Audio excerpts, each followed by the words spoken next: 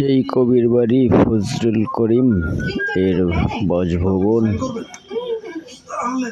এখানেই আমরা ঘুরতে এসেছি এবং আপনাদেরকে দেখাচ্ছি। গভীর রাত্রে হযরত ফাতিমা রাদিয়াল্লাহু তাআলা আনহা ইন্তেকাল করলেন। কিছু সংখ্যক সাহাবীদের কাছে খবর দিয়া অল্প সময়ের ভিতরে জানাজার ব্যবস্থা করা হলো। হযরত আবু যর গিফারী রাদিয়াল্লাহু তাআলা আনহু কবরের ভিতরে নেমে গেলেন। কবরের ভিতরে নেমে গিয়া হযরত আবু যর বলেন, রে কবর, তোর ভিতরে আজকে কাকে রাখবো, তুই কি তা জানিস নাকি? কোনো জবাব আসে না। হযরত আবু যর বলেন, কবর রে, তোর ভিতরে আজকে যাকে রাখবো তিনি হচ্ছেন হযরত ইমাম হাসান হোসেনের মা। বেহেশতের সমস্ত জওয়ানদের সরদার হবেন যারা, সেই দুইজনের মা তোর ভিতরে রাখবো, খবরদার বেয়াদবি করবি না। কোনো জবাব না পেয়ে হযরত আবু যর বলেন, ওগো কবরের মাটি, তোর ভিতরে কাকে রাখবো কি জানিস? আসাদুল্লাহিল গালিব, দুনিয়ার সমস্ত কাফেরদের বিরুদ্ধে আল্লাহ রাব্বুল আলামিন যাকে বাঘ বানিয়ে পাঠালেন, সেই হযরত আলী তার স্ত্রী রেখে যাবো, খবরদার বেয়াদবি করবি না। কোনো জবাব আসে না।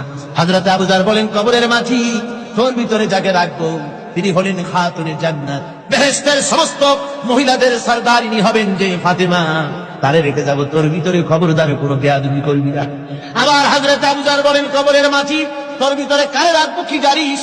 তোর ভিতরে আজকে যাকে রেখে দিতেছি তিনি হলেন আখিরি জামানার পয়গম্বর বিশ্বনবী জনাবে মুহাম্মদ রাসূলুল্লাহ সাল্লাল্লাহু আলাইহি ওয়াসাল্লামের কলিজার টুকরা মা ফাতেমাকে তোর ভিতরে রাখবো, খবরদার কবরের মাটি বেয়াদবি করবি না।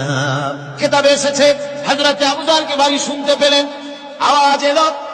আওয়াজ এলো, কে যেন বলতেছে, রে আবু যর, আমি ফাতেমাকে চিনি না, হাসান হোসেনের মাকে চিনি না, আলীর স্ত্রী চিনি না, রাসূলের মেয়ে মা ফাতেমাকে চিনি না। আমল যদি ভালো হয় আমার ভিতরে, আমল ভালো নিয়ে যে আসবে শান্তিতে থাকবে, আর আমল যদি খারাপ হয় আমার ভিতরে, তার অবস্থা চূড়ান্ত হয়ে যাবে। আমার ভাইরা, আমার বন্ধুগণ, আমলের উপরে ভিত্তি করে কিয়ামতের দিন নাজাত হবে। আমল যদি খারাপ হয়ে যায় কিয়ামতের দিন কেউ তাকে বাঁচাতে পারবে না। এই জন্য কিয়ামতের ময়দানে, হাসরের দিনে আল্লাহর হাবিব জনাবে মুহাম্মদ রাসূলুল্লাহ সাল্লাল্লাহু আলাইহি ওয়াসাল্লাম সিজদায় পড়ে কাঁদতে থাকবেন। আল্লাহ রাব্বুল আলামিন বলেন, হাবিব রে, আপনি কাঁদেন কেন? আজকে তো আপনার কাঁদার দিন না। আমি আপনাকে মাকামে মাহমুদ দান করেছি, আমি আপনাকে কাউসার দান করেছি। আপনার আজকে সম্মানের দিন, মর্যাদার দিন, কাঁদেন কেন? আল্লাহর হাবিব বলবেন,